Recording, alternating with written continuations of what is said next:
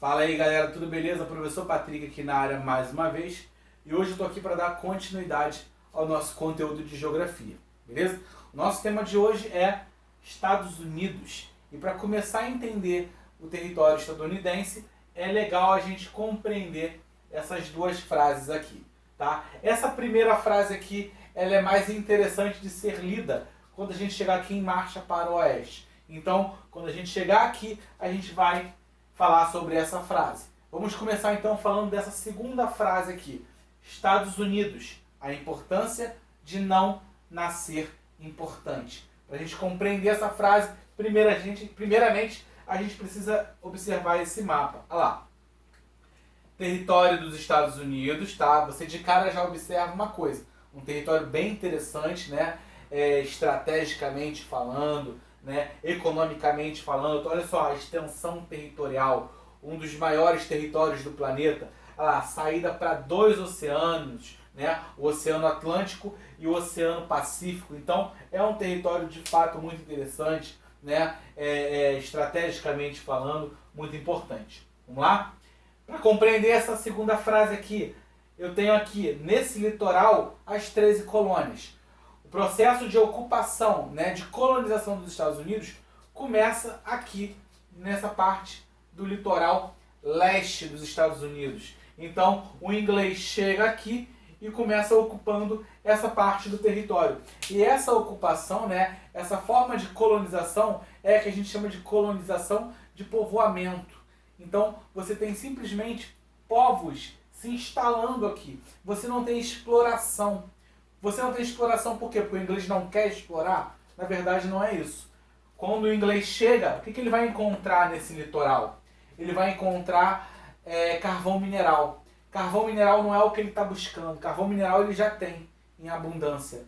O que ele quer, na verdade, são os minerais metálicos. E os minerais metálicos estão aqui, ó, nos Montes Apalaches. A área de escudo cristalino. Então, aqui eu vou ter mineral metálico. Só que esse mineral metálico só começa a ser explorado de maneira significativa no pós-independência dos Estados Unidos. Ou seja, depois que os Estados Unidos se tornou independente, é que você vai ter esse produto daqui, esse material, esse mineral metálico sendo explorado de maneira significativa. Ou seja, se ele está sendo explorado somente depois da independência dos Estados Unidos, esse produto não sai dos Estados Unidos, ele vai ficar no território.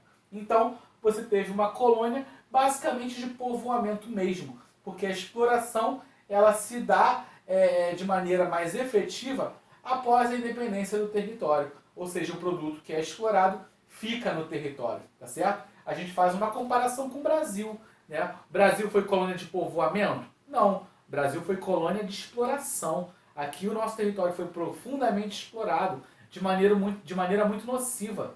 E isso vai refletir na nossa atual situação de subdesenvolvimento, no caso do Brasil, beleza? E também essa forma de colonização nos Estados Unidos reflete na situação atual deles, né, de desenvolvimento, de liderança mundial, beleza? Então vamos lá, a gente volta para a frase, Estados Unidos, a importância de não nascer importante. Por que ele não nasce importante? Repetindo, quando o colonizador chegou no litoral, ele não encontrou o que ele queria. Então, ele não encontrou o que era importante para eles. Se ele não encontrou o que era importante, isso foi bom para os Estados Unidos, que não foi explorado logo de cara. Tá certo? Então, você tem aqui essa frase se justificando por isso. Beleza? É um território que não nasce importante. Ele se torna importante depois. Tá certo? Então, vamos lá. Dando prosseguimento, divisão colonial. Nesse processo de colonização, você teve uma divisão aqui, ó, norte e sul. Olha só, o norte, zonas temperadas e polares, ou seja, estou falando de climas mais frios. Sul, zonas temperadas e subtropicais. Então eu tenho lá climas mais amenos, ou seja, que são favoráveis aí ao plantio. Aqui eu não tenho uma área favorável ao plantio. Então o que eu vou ter aqui? Comércio e serviços. Eu vou ter até uma pecuária intensiva, beleza? Então, esse tipo de produção é o que você vai encontrar nessas áreas. Aqui eu vou ter lá mão de obra livre e assalariada. Agora olha só aqui no sul, eu vou ter agricultura em larga escala. Se eu falei que eu tenho zona temperada e subtropical, eu tenho temperaturas amenas e além disso eu ainda tenho solos favoráveis ao plantio. Então se eu tenho essa situação, eu vou ter uma agricultura em larga escala, grandes áreas de plantation, né? E essas grandes áreas de plantation, essa agricultura em larga escala, necessita de grande mão de obra. E a mão de obra utilizada é a mão de obra escrava. Aí vem o entrave, né, entre os territórios do norte e o sul. Aqui eu tenho uma área favorável aí, né, à abolição dos escravos, né? Aqui eu tenho os abolicionistas e aqui eu tenho no sul o povo que é favorável à manutenção da escravidão, ou seja, manter o povo escravo. Beleza? Então, esse é um entrave que ocorreu entre norte e sul, que inclusive gerou uma guerra civil, que a gente chama de guerra de secessão. Secessão porque vem de separação, né? A ideia de separar o sul do norte, porque um é a favor da abolição, né? No caso do norte, abolicionista, e o outro é a favor de se manter, né? De manter aí a manutenção da mão de obra escrava, obviamente pelo fato deles viverem aí, né? Nesse momento da agricultura em larga escala, né? Das plantations, então é necessária a mão de obra escrava para eles nesse momento. Então ocorre um conflito entre eles, né? O norte sai vitorioso nesse conflito, beleza? Então você vai ter aí esse embate entre norte e sul, tranquilo? Dando prosseguimento, a gente vai falar de marcha para o oeste. E agora sim a gente vem para essa frase, olha só.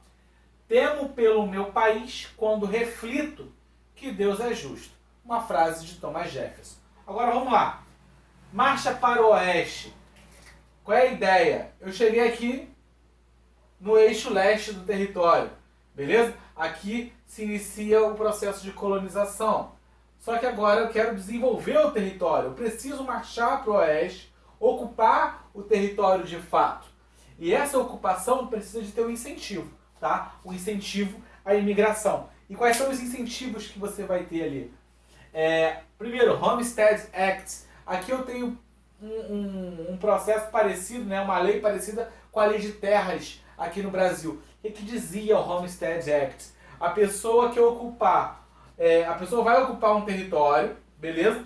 E ela vai ficar nesse território produzindo por 5 anos e assim ela ganha, de fato, né, o título de propriedade definitivo daquela terra. Então, você ocupa uma terra e produz nela por no mínimo 5 anos e você ganha o título definitivo de propriedade. Então, quando você está cedendo terras, né, para os povos ocuparem, você sim vai estar influenciando, né, incentivando a imigração. Ou seja, os povos a ocuparem as áreas mais do interior. Beleza? Olha lá, luta contra os índios. Pessoal, não foi tão simples. Você teve luta de fato contra os índios. Os índios aqui nesse território, eles eram bem hostis. Não foi tão simples assim, adentrar o território. Você tinha ali um embate com os índios, beleza? E construção de ferrovias. Como eu falei lá no início, é um território muito extenso. Então é necessário você ter um apoio, né, com a construção de ferrovias para conseguir adentrar aí o território, beleza? E, por fim, não menos importante, o Destino Manifesto. Destino Manifesto na verdade, uma política, né, uma filosofia expansionista que veio lá da época, né, da guerra de independência dos Estados Unidos. Você tinha algo quase que religioso, né? A ideia de que existia uma providência divina, uma missão divina para que o povo ocupasse as áreas, levassem progresso às áreas, o desenvolvimento. Então, como se você tivesse numa missão divina, né? As pessoas vão ocupando as áreas, ou seja, mais um incentivo a essa imigração. E agora a gente vai entender essa frase aqui. Toda essa ocupação, a luta contra os índios, todo esse processo se deu com muito sangue.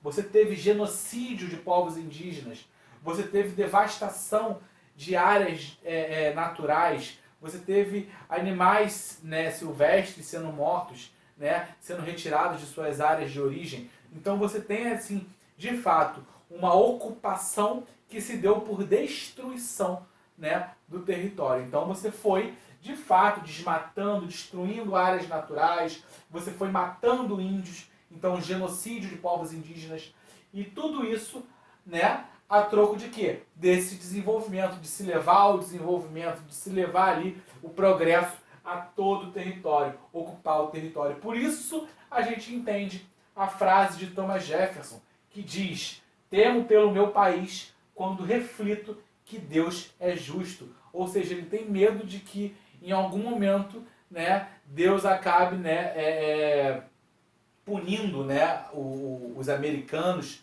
pela forma em como, né, o território se desenvolveu, pela forma como as pessoas migraram, né, adentraram o território em busca aí, né, de levar esse progresso e esse desenvolvimento. Tranquilo? Dando continuidade, a gente fala agora de doutrina Monroe. Olha lá, galera, América para os americanos. Qual é a ideia aqui? Crescimento do poder político e bélico dos Estados Unidos. Ali você vai ter uma situação que é a seguinte: Estados Unidos querendo frear, na verdade impedir qualquer nova possibilidade de invasão, né, europeia em qualquer território da América. Então, não só dos Estados Unidos, inclusive dos outros americanos, né? Então ele diz América para os americanos. A ideia é de você bloquear isso. Então você vai ter uma colaboração ali, né? Inclusive com outros países, principalmente os mais próximos ali na América Central, né? Mais próximos aos Estados Unidos, numa ideia, né, de tentar bloquear qualquer possível invasão europeia ao território. Beleza? Olha lá. Política do Big Stick. A política do Big Stick, ela está sim inserida na doutrina Monroe, porque ela vem com essa ideia de domínio político, tá? O lema, na verdade, do Big Stick, ele fala justamente sobre assim, falar com suavidade, se eu não me engano era isso, falar com suavidade, porém, né, mantendo em mãos um grande porrete. Big Stick é grande porrete. Qual é a ideia disso? Eu vou promover o domínio geopolítico sobre outros territórios, tá? De início você vai ter ali um trato, né, uma conversa, mas se for necessário você vai ter a utilização da força, né? O Big Stick, o grande porrete. Um exemplo clássico dessa influência, na verdade, dessa política do Big Stick, a gente observa a questão da Colômbia e o Panamá. Para quem não sabe, o Panamá ele já foi, né, conectado à Colômbia, era um território só. Então, como o Panamá, como é que ocorre a separação do Panamá da Colômbia? Através de um conflito. E nesse conflito, os Estados Unidos se mete ajudando o Panamá. Ele ajudou porque ele quis ser bonzinho com o Panamá? Ele quis simplesmente ajudar por ajudar? Não. Qual foi a troca? Você teve ali a construção do Canal do Panamá.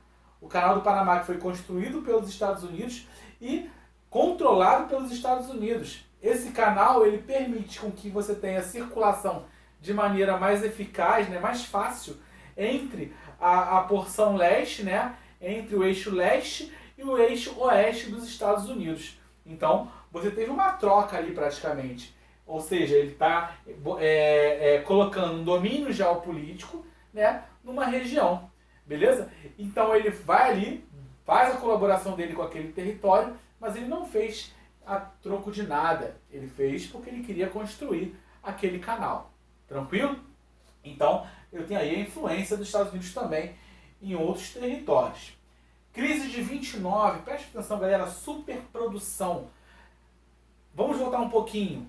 1914 a 1918, né? Você teve ali a Primeira Guerra Mundial. Países da Europa estavam devastados. Então, assim, os Estados Unidos conseguem, né, ter ali um grande campo para poder expandir a sua economia, um grande campo de produção. Então, você teve ali não só Estados Unidos enviando alimentos, né, enviando produtos industrializados, mas também emprestando dinheiro, países da Europa, né, alguns da Ásia também. Então, você tem ali de fato, uma superprodução nos Estados Unidos.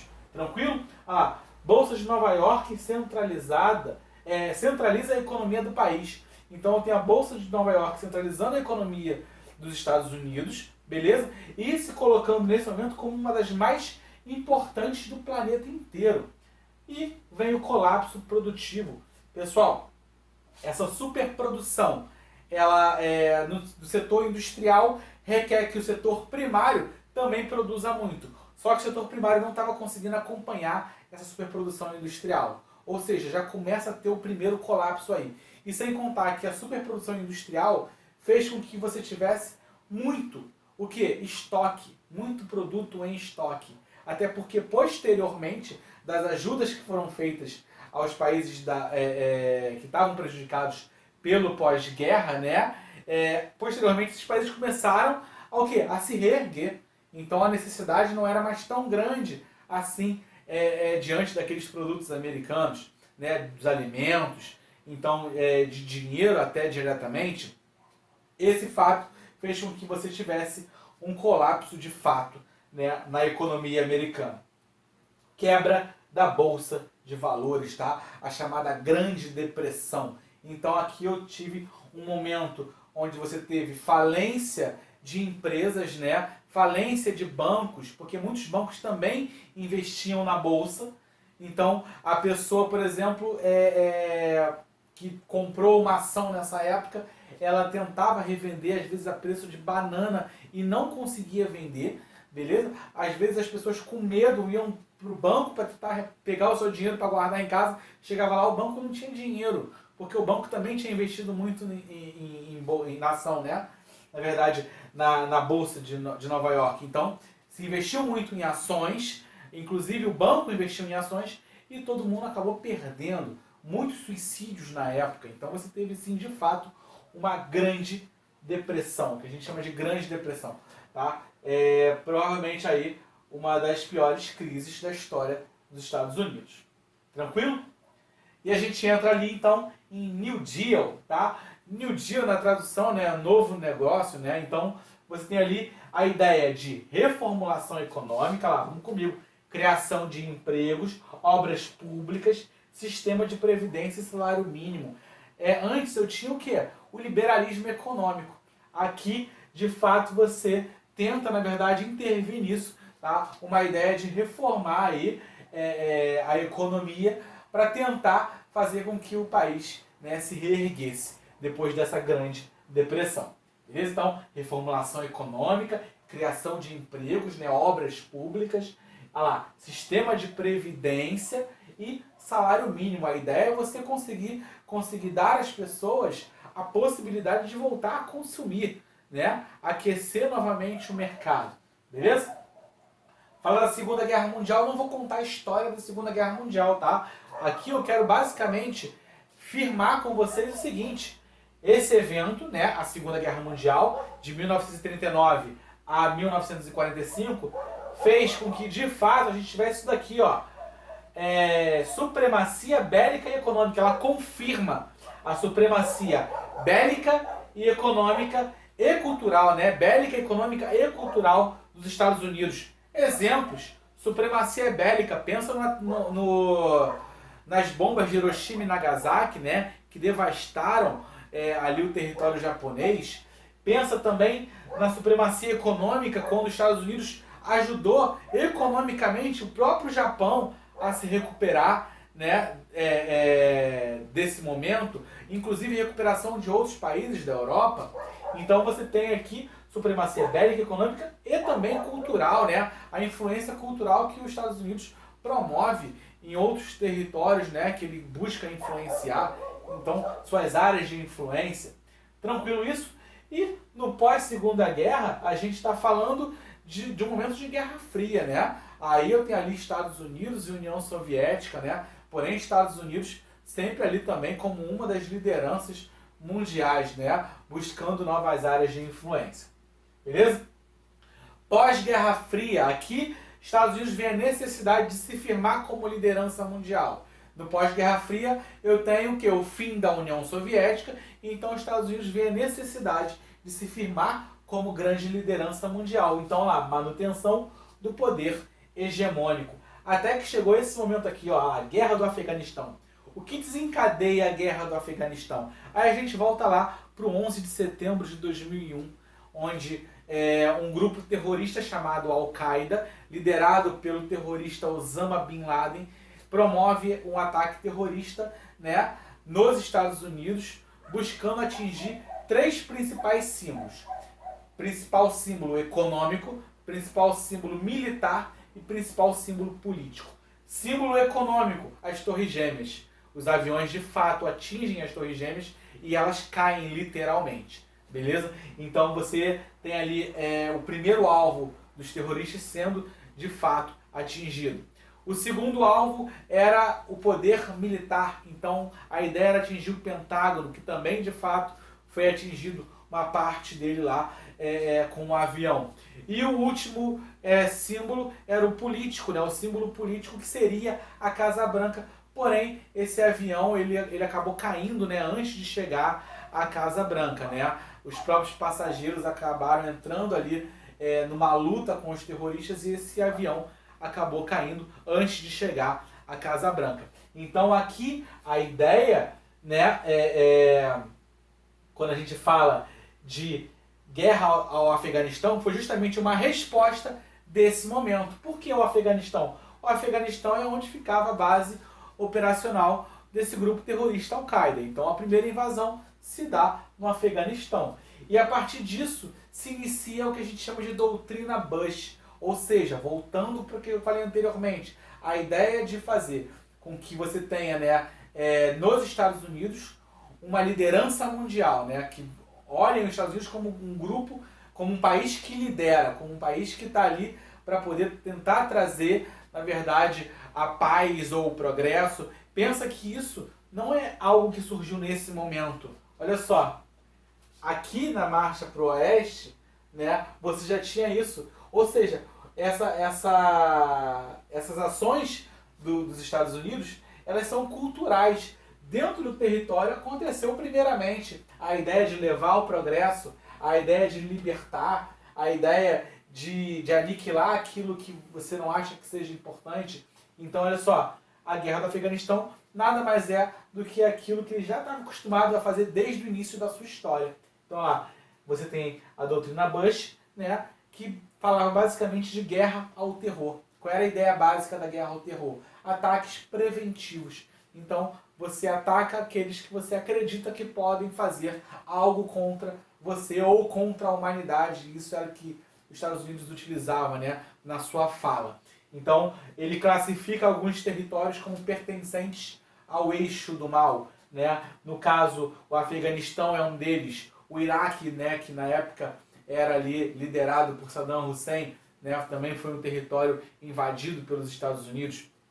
Então você tem essa política, né, inerente aí à cultura dos Estados Unidos, né, de invasão, de tentar promover influências, né, na verdade de expandir aí o seu poder hegemônico.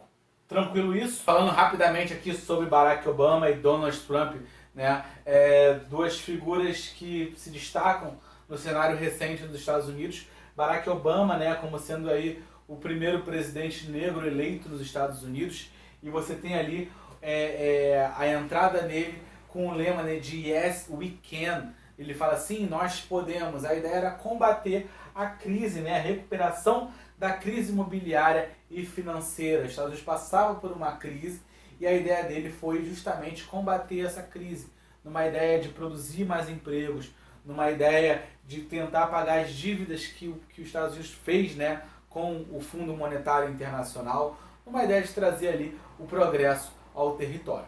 Beleza? Ele consegue ali, apesar de muitas dificuldades, fazer com que os Estados Unidos voltasse aí a se destacar aí num cenário de crescimento.